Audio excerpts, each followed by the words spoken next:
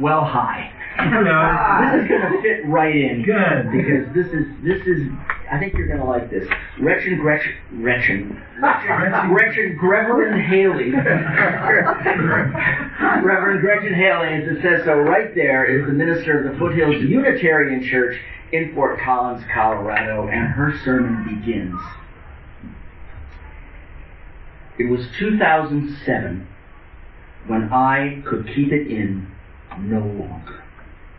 I'd avoided the issue long enough. I'd downplayed my feelings, guarded my intuition. I kept a lot of my favorite things and even my friendships on the down low. But I couldn't hide it anymore from myself or from the world. One Sunday, late that year, a few months after I started seminary, I preached a sermon and officially came out as religious. I called it the Scarlet R. In some ways, coming out as religious was more difficult for me than coming out as queer. In the circles I run in, being religious carries more baggage and causes more confusion than any term about sexuality might. So much so that I could be finishing up my first semester in seminary and still not be convinced that I was a religious person. One of the members of my congregation often wonders if she might be a church person, if she hums church songs to herself all week. And I used to think, I guess I must be religious because I'm in seminary. It's a Jeff Foxworthy sort of thing, isn't it? If you gather with others on a Sunday morning, if you kindle a flame, if you sing hymns, if you sit in silence and gratitude, you might be religious. You notice when I described my hesitancy to come out as religious, I told you how I assumed other people would respond.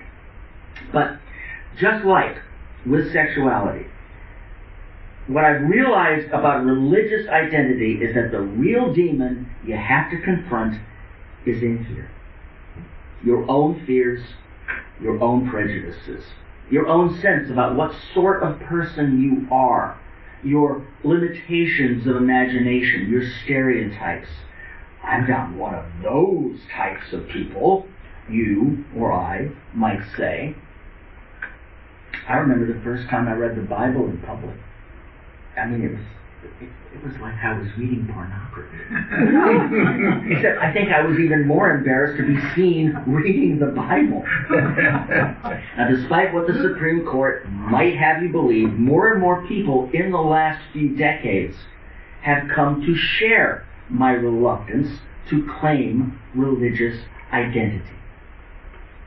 Anecdotally, what I see in the newcomers in my church is that we have two main sorts of people showing up. The first are those who were raised in religions they ended up leaving. They are mostly, though not all, over age 40, Gen X, boomers, silent generation. Many in that group walk through our doors carrying wounds, while others arrive having been a member at another UU church where they did some work to claim a new religious identity. And then the second group. These are people who have had no prior experience in a religious community. They tend to be younger than 40, millennials, Gen Z, again, not exclusively. They also tend to have a generally negative opinion of a certain sort of Christianity, or church people. But they're more neutral about any particular religious practice or concept. It's mostly because these practices and words are not attached to any meaning or context. It's more like the practice of learning a new culture or a new language. It's not good, it's not bad, it's just new. There is, of course, a small yet mighty minority of folks who arrive having been raised Unitarian Universalist, either here, as in returning to church as adults, or they were raised UU in another congregation. This group most often aligns with the second category, But they usually also come with an added layer of confusion/irritation of those of us who show up at their religious home and then spend time debating whether it is actually religion. In my church, writes Reverend Haley, there's a mural in the basement of the religious education building. Imagine that, a religious education building with a basement. We send our kids down there for children's small groups.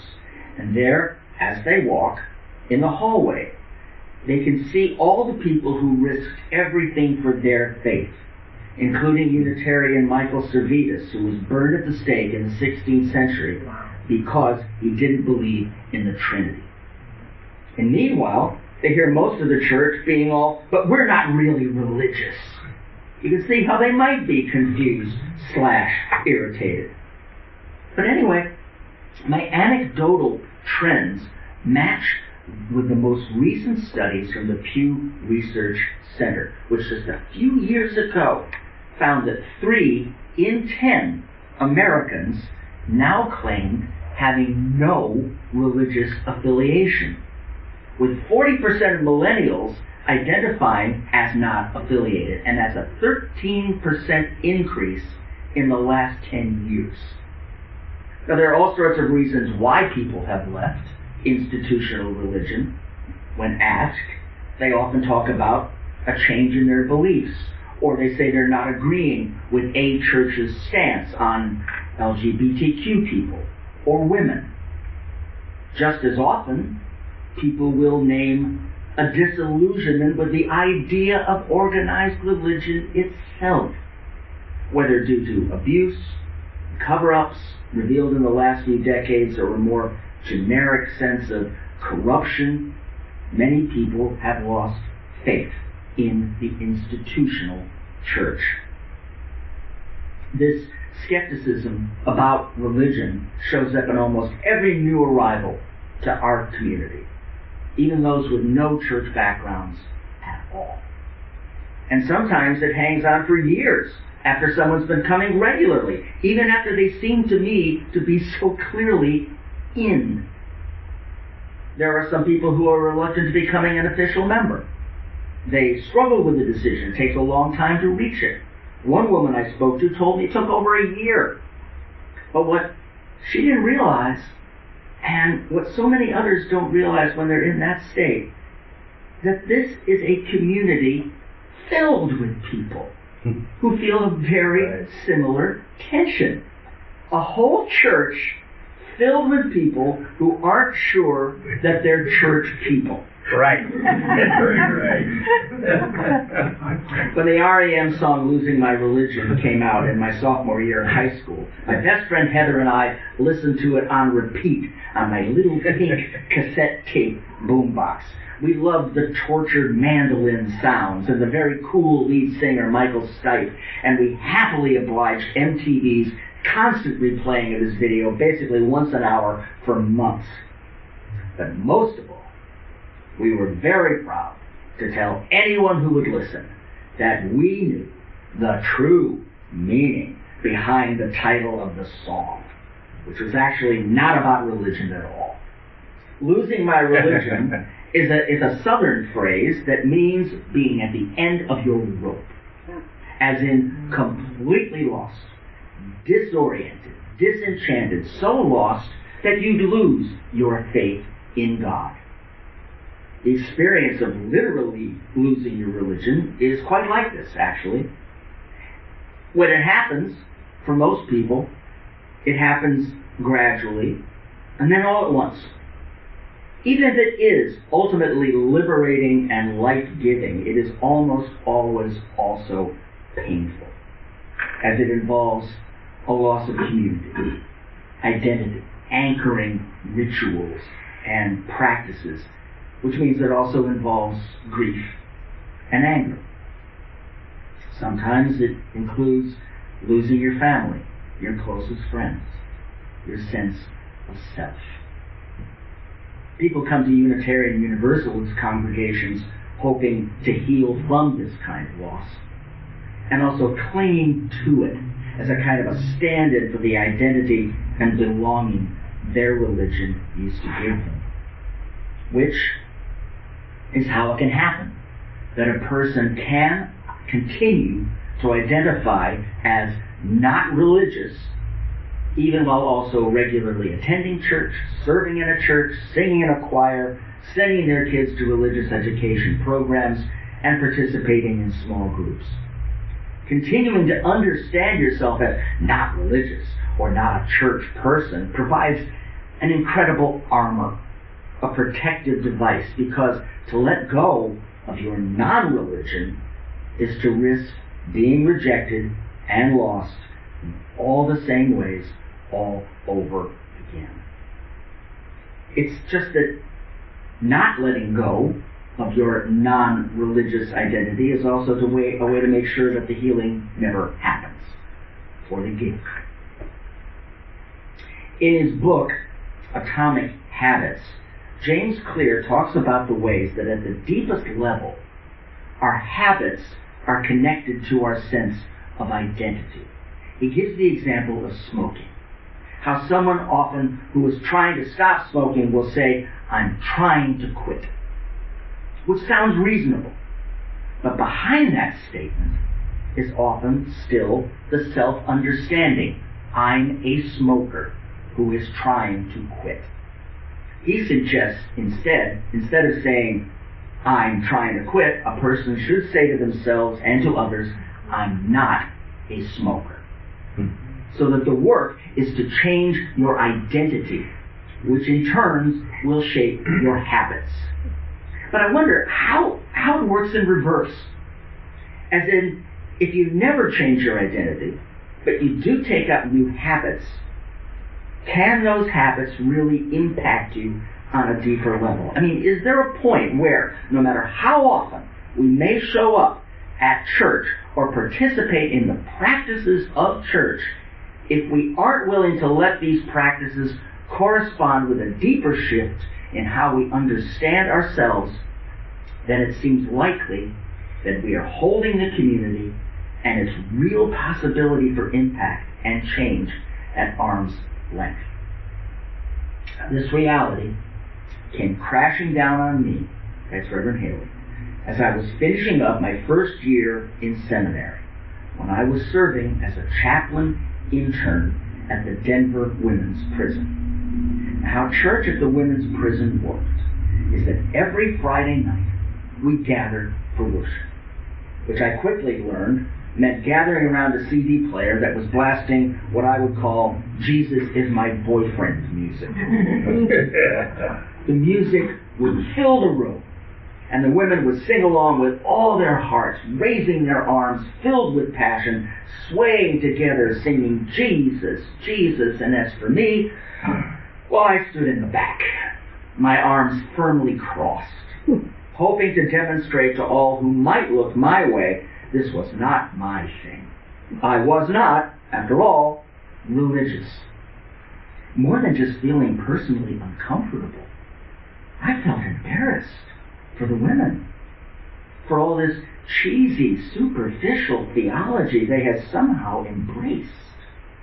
And from this distanced and defended place, I watched.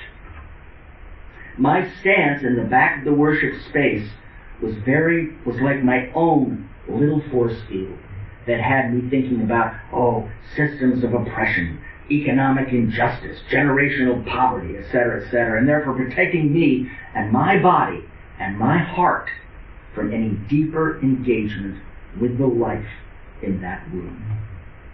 But then, between each worship service, the women would come and talk with me, and I started to get to know them, arms unfolded. I heard their stories of greater loss than I could even fathom, more struggle than you would think a single person could survive. And then Friday night would come again, and they'd sing, and they'd cry, and they'd laugh together and release from their bodies just a little of the stories I knew lived there. One Friday night, I was standing there and this song was playing. Change my heart, O God, make it ever true.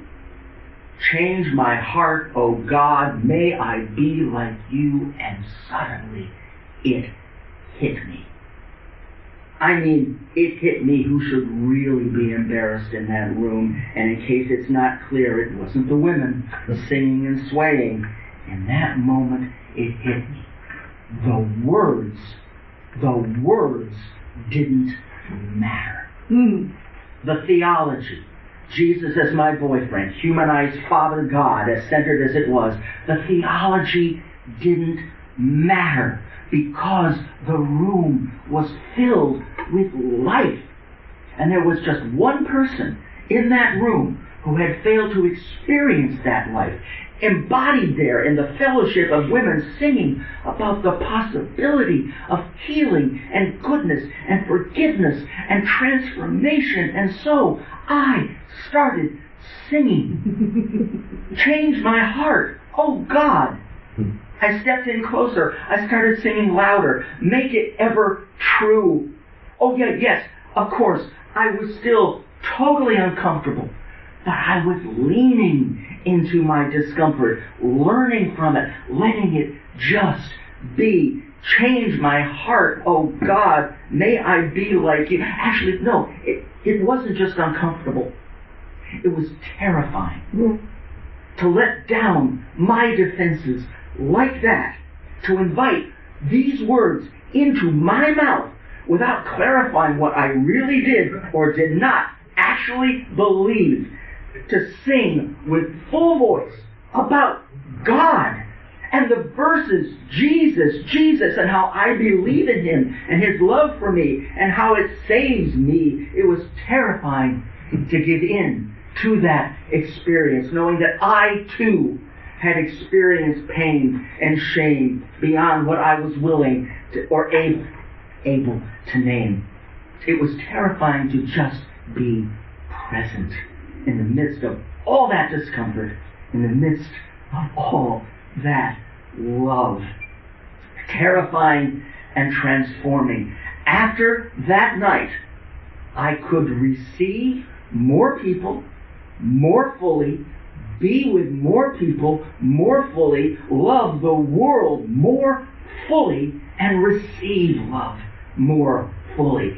This is my understanding of what is possible when religion is at its best. When a Unitarian Universalist church is doing what we are called to do, and when we are who we are called to be, when we let down that protective armor and let life simply be, to receive it all, arms unfolded, to meet it all with love. In a world where church people, religious people have done so much damage, continue to do so much damage, and to bring so much death, it makes sense why we would all continue to be skeptical and proudly wear the scarlet R. Skeptical of doing that. Our caution is warranted, even ethical. But it is this same world that needs Unitarian Universalists who understand ourselves and what we are up to in our congregations with a deeper seriousness and a greater commitment, a religious commitment that orients us at our deepest and most unshakable levels. Our world needs us to let down the armor and declare ourselves proudly, clearly church people, showing up religiously with open hearts, open arms, ready to partner with the work of courageous love wherever and however it calls us, ever on. Change my heart, O love, make it ever true. Change my heart, O love, may I be like you. Reverend Gretchen Haley.